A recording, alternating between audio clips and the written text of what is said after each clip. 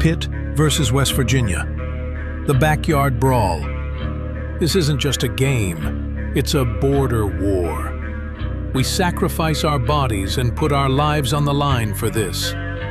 It means everything: pride, family, bragging rights for a lifetime.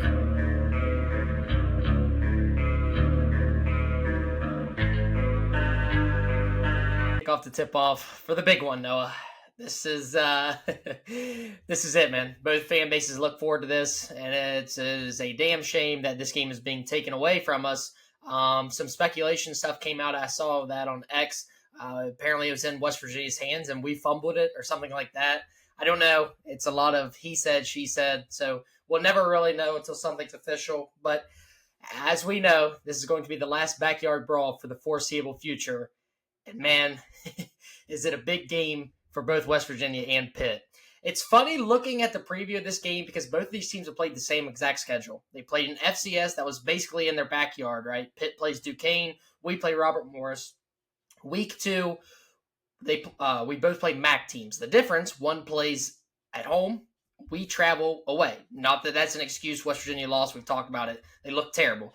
That's just the reality of it. Play Central Michigan. Pitt wins big.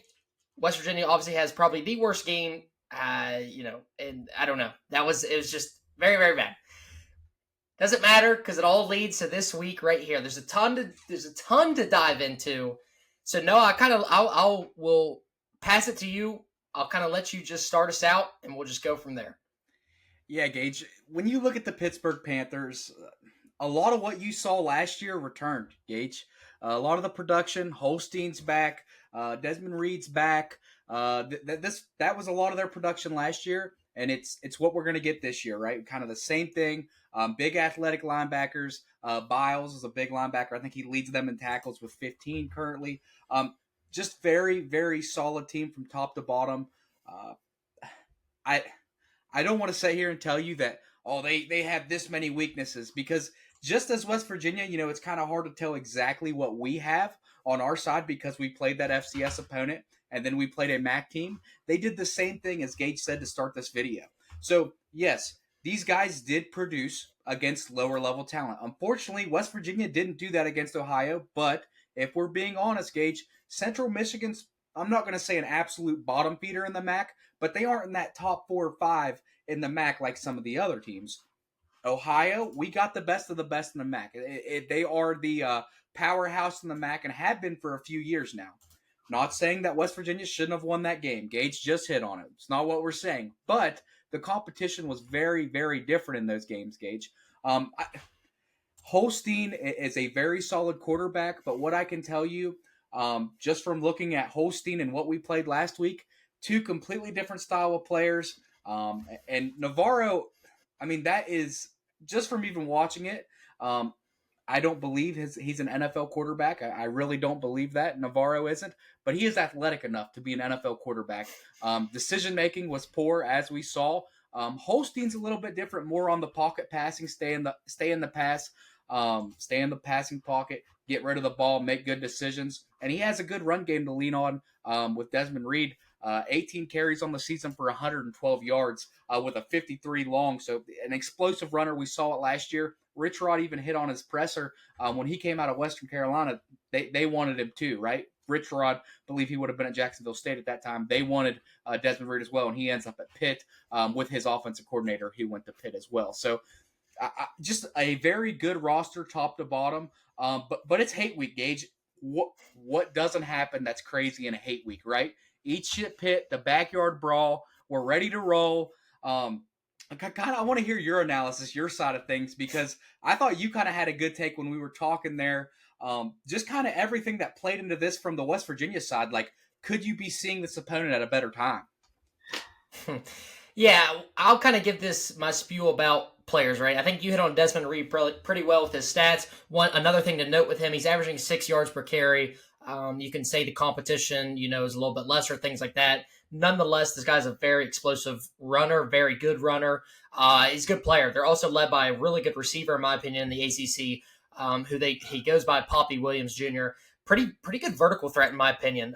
Only 7 catches in the 2 games, 166 yards, 2 touchdowns. That is Holstein's guy when it comes to one-on-one balls. And if there's a busted coverage, more times than not, it's Poppy Williams that's going to be catching it for a 60-yard touchdown.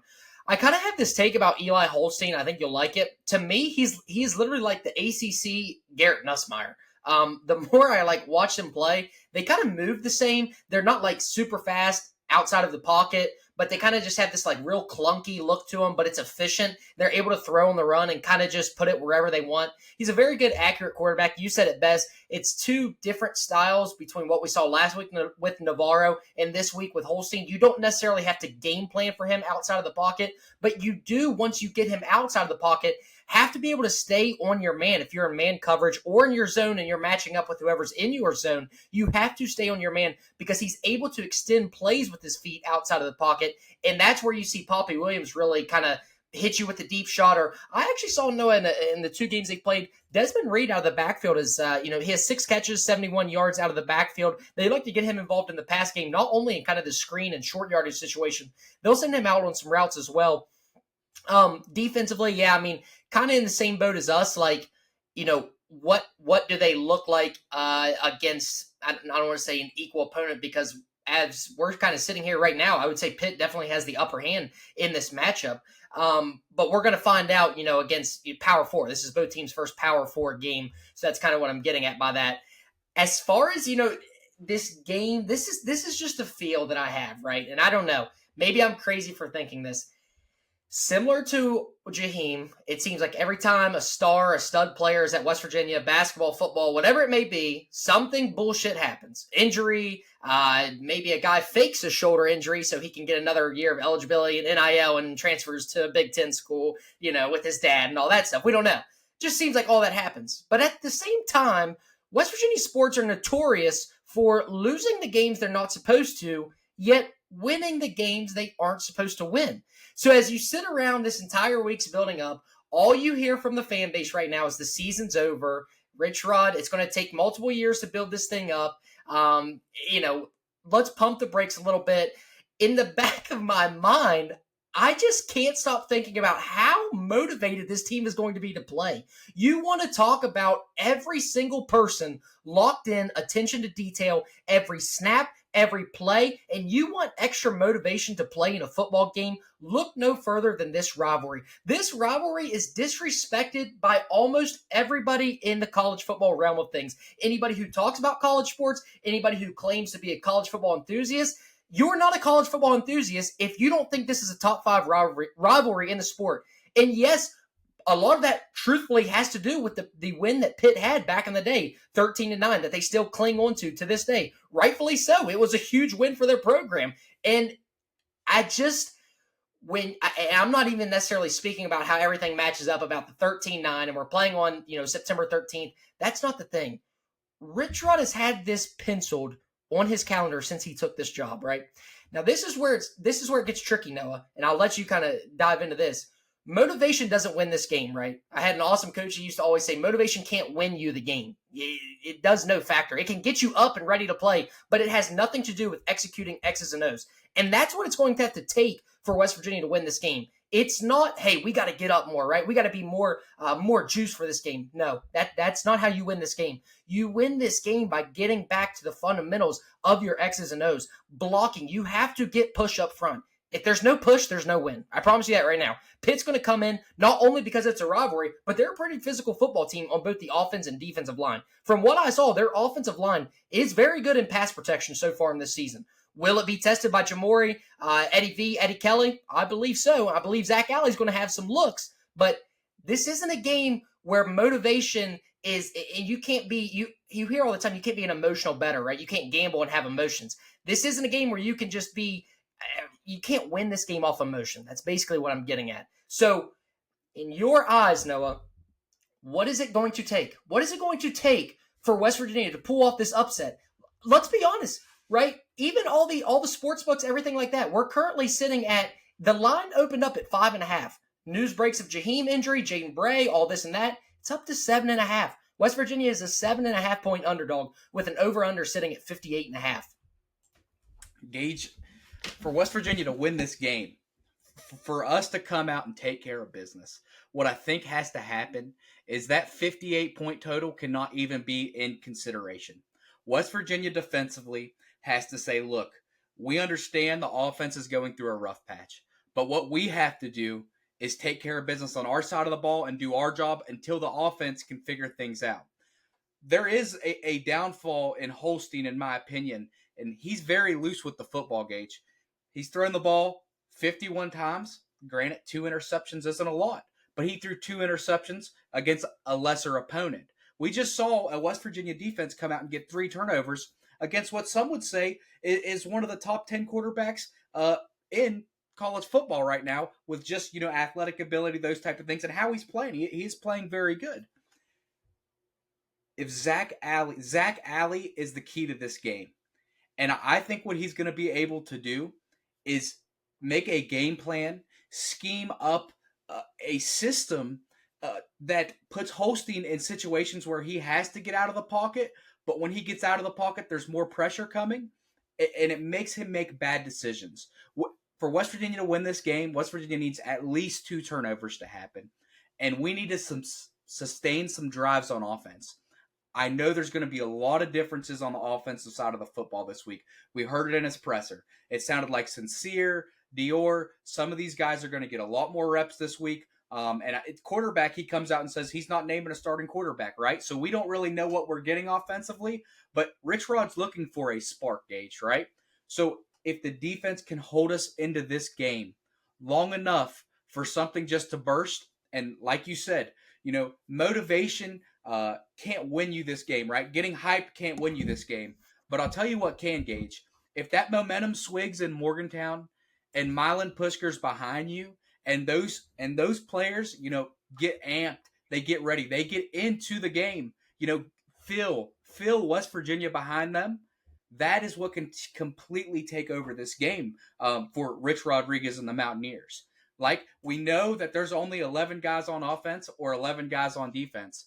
But, hell, whenever Milan Pushkar's rocking, there ought to be 15 guys on the defensive side of the football because there aren't any play calls. He's not audible. It's not possible, right? So I think the fans can be a huge factor in this game, just as much as defense, but we have to get the momentum and we have to get things rocking just enough to let our offense, get into scoring position a couple of times, get some confidence flowing because that offense is really down right now.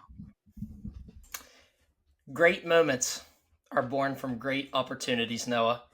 And this applies to so many things for this team right now. One, like I said, everybody's out on you, right? You lost Ohio, you're ass. That's what everybody thinks, right? You're terrible. We're terrible. Pitt's going to come in here and blow us out. It's over. Wrap the season up. Let's head to next year. Play Scotty Fox. No disrespect, Scotty. Just saying that. Play Scotty Fox. Season's over, right? Listen, man. This is nowhere near over. This is week 3. I understand. You're coming off a terrible loss to Pitt. You win this game right here, this completely changes your season outlook. Completely changes your season outlook. And this is a must-win game. We talk every week as a must-win game. You want to talk about a game that you got to have it. It's right now. And these guys know it. And I'm telling you right now, you said it, the key to this game and who we kind of have full faith in is Zach Alley. This is where Zach Alley is going to shine, right? We saw kind of the ups and downs in that first half of the Ohio game, and then the halftime adjustment set in, 3 interceptions, just 3 and out, 3 and out, 3 and out. I promise you right now, there is more where that came from this upcoming week. You mentioned Eli Holstein. We talked about it in our, the best quarterbacks that West Virginia will face this upcoming season. I think he was like 3 or 4. Like, this kid's a baller, right? I'm going to give props where it's due. This kid can play, okay? It starts with neutralizing him and neutralizing Desmond Reed, and that is a tall, heavy task.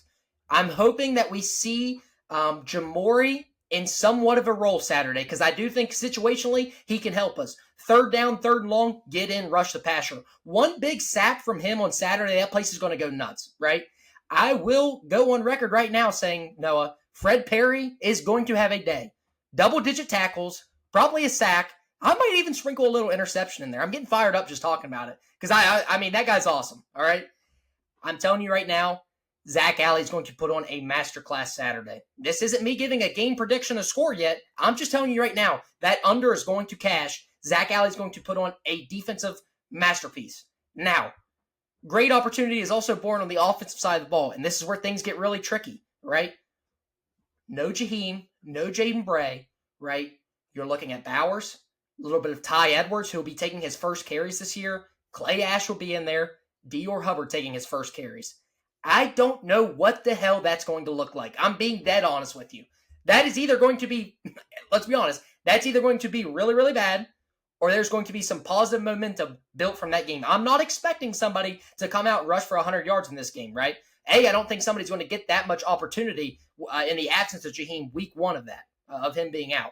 But, man, somebody's going to have to pop. I mean, offensively, running the football, if you get the push up front, where it all starts with the offensive line, we could sit here for 30 more minutes and talk about how it starts with the offensive line. But if we do get some push up front, you have to have a running back who is ready to pop in this game. In my humble opinion, I think it's Sincere Bowers. I think that come Saturday, that's going to be the guy we see at 3:30 on ESPN in the backfield for a majority of this game, right? I don't know what it looks like. I don't know how he's going to do, but the opportunity is there for him. Opportunity in the quarterback room, Noah. Nico, Henderson, Rich Rod is saying Max Brown, a third quarterback. I don't know. I've been banging the drum here recently for a Henderson start. I can't remember the quote off the top of my head in his presser today, but he didn't necessarily come out obviously saying Nico's starting, yada yada. It's something about player evaluation this week. We know how it goes. That's how we're going to start doing our player or our game previews. West Virginia win or loss. We're going to just do it how he does the depth chart, win or loss. We have to have a quarterback. I mean, that's when we get into the game preview, score prediction part of this. I don't know who the quarterback is Saturday. I don't know how many quarterbacks we're going to see this Saturday. And that's really what concerns me and what scares me, right? Cam Vaughn is a playmaker on the outside. I think you can get enough stability from Preston Fox, who was kind of named a starter on the depth chart today. And then that wide receiver 3 role, there's a lot of guys that are going to be in and out. Gallagher, Man Singleton, Justin Smith-Brown, a lot of guys. Offensively, I don't know, Noah. But one thing I can guarantee you is Zach Alley and that damn defense is going to come to play. Yeah, Gage. And you don't really look – last week, they looked really good defensively. West Virginia looked really good defensively after, coming out of the second half. And the thing is, when you start to look back on how many missed tackles we had, we could have had that much of a better day, right? And I think, as far as numbers and guys kind of getting their first reps, Reed Carrico went out last week, right? So, yes, being sure on tackling, especially with a guy as explosive as Reed, you can't let him get past that first wave of defenders and get into that second, that burst of open field, because then you're going to see speed, right? So being sure tacklers, right? Getting the guy down and making sure he doesn't get, if he's only supposed to get 3, he only gets 3, right? And additionally, if you get Holstein back in that pocket and it starts to crumble, get on top of him, right? Navarro, like we said, he's not as athletic as Navarro, but Holstein is very, very accurate. So if he gets out of the pocket, like you said, with Williams getting over the top, that's how they'll stretch it. And this offensive coordinator is pretty good. You look back at Western Carolina, this team started, 6-0, 7-0 last year, Gage, before they had a little bit of a rough patch. A very solid team. But like you said, everything just adds up into West Virginia's favor. You're coming off the worst loss in the last probably 5 years, 6 years of the program, even under Neil Brown, right? Don't want to get back into that, but it was a very rough loss because we lost to a team that wasn't Power 4, and we haven't did that. They will be locked in, and I think Rich Rod will have these guys ready to play. Like you said, being ready to play is totally different than executing. But if they execute, I have a very, very good feeling about this game. The other aspect of this, you kind of touched on it, the home environment. This rivalry specifically, the home environment is so crucial, okay? Mountaineer Nation is going to show up and show out. I have no doubt. Just because of the name, the brand of this rivalry, right? People are going to show up regardless just to drink beer and have a great time. I mean, what Neil Brown said last year, right? Did you have a good time? We hate that quote, but I'm telling you right now, people are going to show up, okay, for that aspect. But, man, real diehards in that stadium have got to give it all they got, man. I mean, literally, you should come out of there with no voice, right? And I think that that's going to play an aspect in this game. That kind of home, we know college, NFL, it doesn't really matter if the team's home or away. It really has no effect other than travel. But college home environment, if you have a good home fan base, makes a difference, man. And I mean, let's wrap it up. Let's do it, man. Let's talk game predictions. You and I, we really haven't talked a ton about this game, so I'll go first because I kind of give you time. You've been back and forth.